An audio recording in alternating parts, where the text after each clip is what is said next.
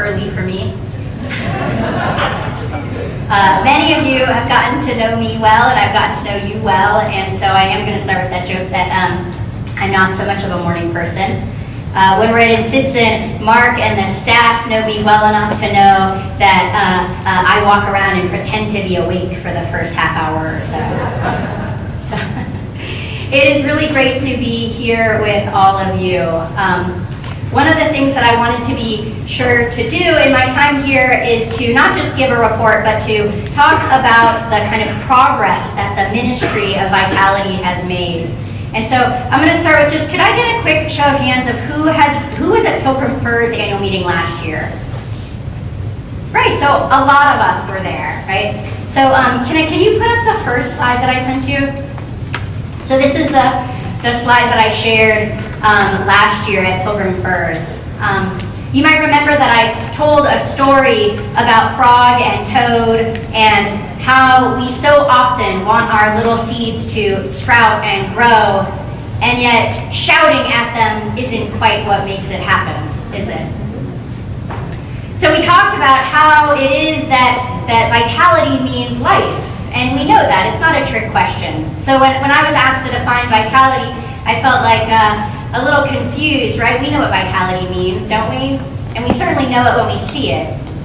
So the diagram is to say that in my listening around the conference and in the work of observing churches, that what makes for vital churches is not churches that go out and start a vitality program, or churches that do a vitality book study, but churches that do the work of ministry that God has called us to do.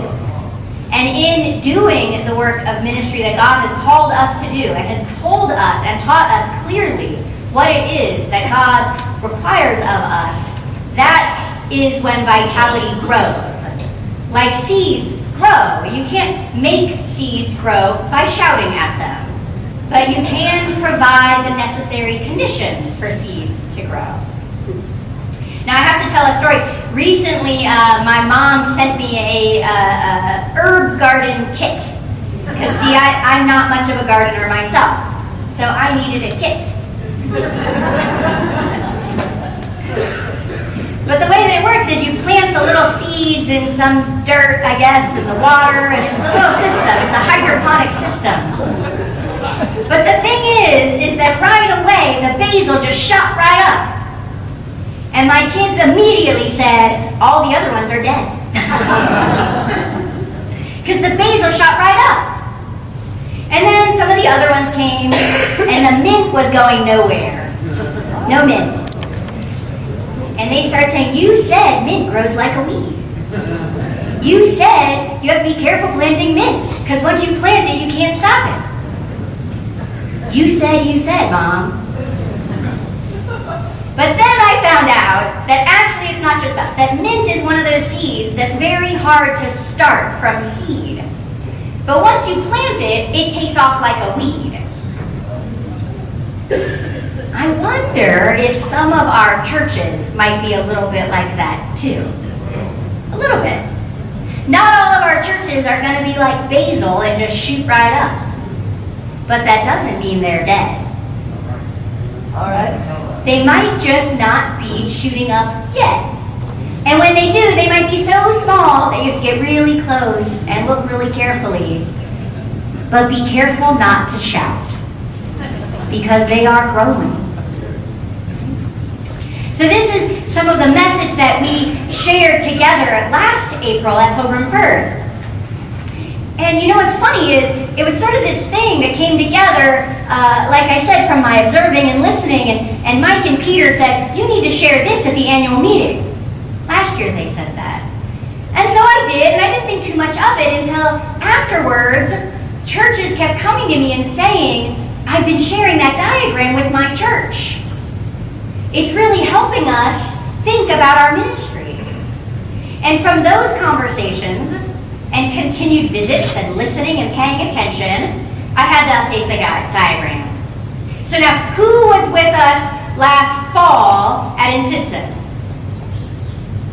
A little bit smaller numbers. Can I see the next slide? So when we were at Insidson, we talked about how the work of doing justice and loving kindness and walking humbly is most certainly what we're called to do. But that we don't necessarily know how to do these things if we don't build relationships. So I have a good friend who's the person who first brought me into the system of community broad-based organizing. And he used to say, we tell people to love their neighbor, but how do you love your neighbor if you don't know your neighbor? How do you know that mint takes a little while to spring up if you don't know about mint? How do you know which of your plants need more water or less sun or more plant food? I didn't even know that was a thing. If you don't get to know them. And so I added this outer circle that I like to say isn't really a circle but a force. It's a gravitational force of relationship. It's through our relationships that we get to know one another, get to know our communities, get to know our churches better, so that we're able to do the work of justice, kindness, and walking humbly. And so this outer relational force was something that we practiced in the fall. Those of you who were there had the opportunity to be in small groups and do some really intense, powerful, transformational listening. Can I get an amen for that? Amen. The people who were there, I've heard over and over again about how changed they were by that exercise. And it was simple. Friends, for those of you who weren't there, it was the simplest thing ever. We broke out into small groups, and I asked people to one at a time share a significant moment from their life. Now, there were some rules a little bit, and I gave an example or two, but that was it. There wasn't any vitality programming. It wasn't a trick. There was no marketing. It was just us being real together.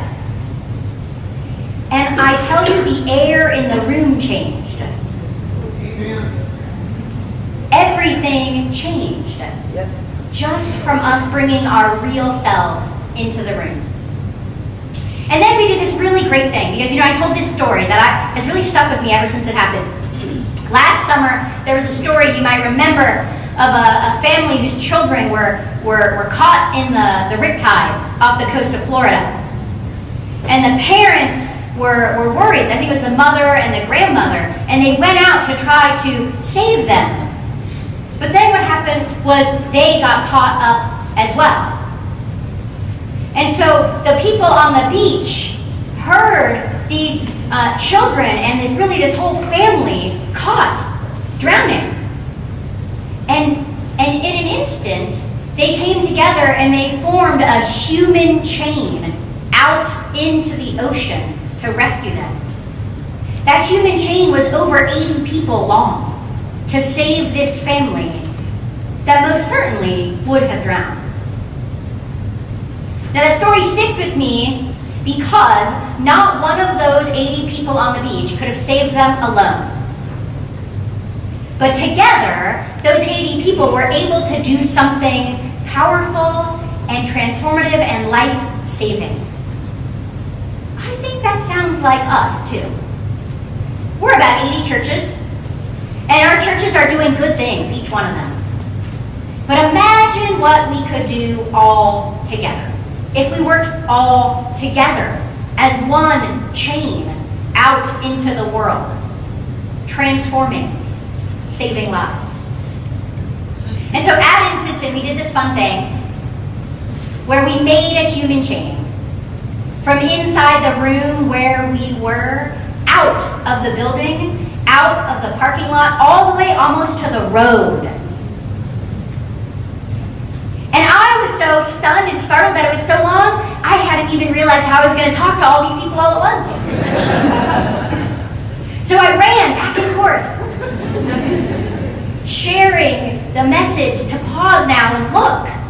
Look at what you see. Look at what you're experiencing. Now this is just an exercise, but it means something when we move our bodies into a learning experience. We moved our bodies into the experience of what it's like to work together. I think that meeting really changed us as a conference. And yet there was something more I needed to add. In my listening to people after that fall gathering and continuing to listen to all of you when I visit your churches, and more recently listening to clergy about what they need to feel supported in order to thrive, and I added one new slide. So I realized that the relational piece isn't just one thing. It isn't just one type of relationship. But we need to work on deepening our relationships with our peers. So clergy to clergy, moderator to moderator, lay people to lay people. We also have to work on deepening our relationships within our own congregation. Because even some of our congregations that are doing great things are struggling with some of their interpersonal conflict or drama. Did I hear a chuckle there? That was good. I like that. Is that maybe a euphemism I was using there? And then we can't forget that our relationships have to stretch outside of our peer relationships and our congregation relationships. Our relationships have to stretch out into the communities. We have to have relationships with the other partners in the community, with the other constituents, with the stakeholders, with the people. So it's not enough for me to be pals with my clergy friends and for me to really work on getting to know my congregation. I also need to know my community. And I need to help my congregation know the community, because it's not enough for us to just deepen relationships for us. Right? So people have been saying, okay, I get this deepening relationship. It feels good to know people better. But as Mike likes to say, so that? Well, friends, we're going to be getting to some of that so that today. We're going to be getting to why it is that this matters. Bishop Royster gave us some taste of that last night when he talked about the things that we can do when we work together. I think he said we can change the damn world. So we're going to be talking more about that. But in this diagram, I'm sharing with you this updated version because I want it to be clear that the so that, we're never going to even get to it if we don't know that we have to do all of these types of relationships. It isn't just so that we can be better friends. It isn't just so that we can know each other's stories. It isn't just so that we can have less conflict in our churches. All those things are great. But it isn't just so that, those things. It is so that we can change the world. It's so that we can bring about God's will on earth as it is in heaven. It's so that we can do what God requires of us, to do justice and love kindness and walk humbly. It is so that we can walk in the light of Christ. It's so that, and so that, and so that. Friends, thank you for walking this path. I know that it has sometimes felt confusing or odd or strange, but hold on a little bit more because we're going to go a little bit deeper today. We're going to do some deeper learning today. And it might feel uncomfortable. I hope it feels uncomfortable. Because that's a so that too, right? When we get a little bit agitated, that's where we make room for new learning. So friends, that's my so that. That's my updated diagram. And I hope that you hear that this was formed not just in my head, but that this came from listening to all of you, to listening to people not in this room, to listening to the hopes and the dreams and the needs and the fears of our conference. Because the conference isn't me or Mike or Wade or Mark or Arlene. It's everyone. We're all the conference.